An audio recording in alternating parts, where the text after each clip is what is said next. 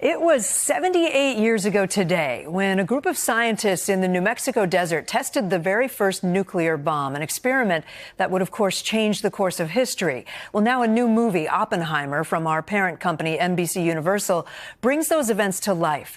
Gadi Schwartz now on that moment and how we are still grappling with the fallout today. The dawn of the nuclear age began 78 years ago with the flash of a man-made sun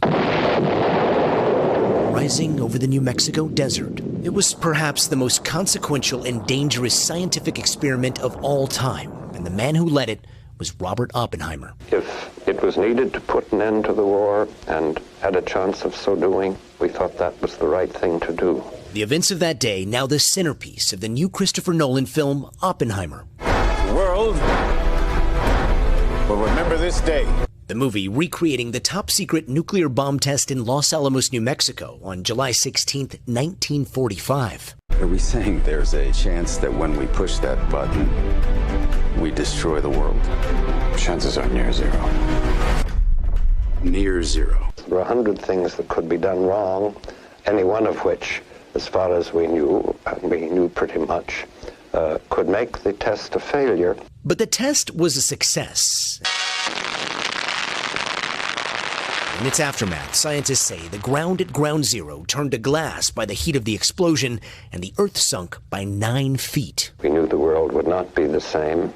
Then just 3 weeks later, the next time the bomb was used was on Hiroshima, then Nagasaki, forcing the Japanese to surrender and changing the world forever. I remembered the line from the Hindu scripture, "Now I am become death, the destroyer of worlds." Now to politics and a shakeup in Florida Governor Ron DeSantis' campaign after he fired some staffers, with more layoffs expected in the coming weeks. Garrett Hake is in Florida with the latest. Garrett? Kate, the DeSantis campaign has axed roughly a dozen staffers in a cost-cutting move.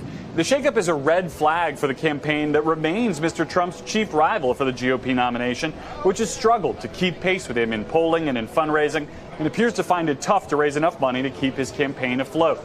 The former president and GOP frontrunner is attacking DeSantis relentlessly on the stump, including last night suggesting that the governor should return here to focus on Florida. In an interview this morning, Mr. DeSantis denied any problems internally with his campaign, suggesting instead that he's the target of a consistent media narrative meant to undermine him ahead of a potential general election against President Biden.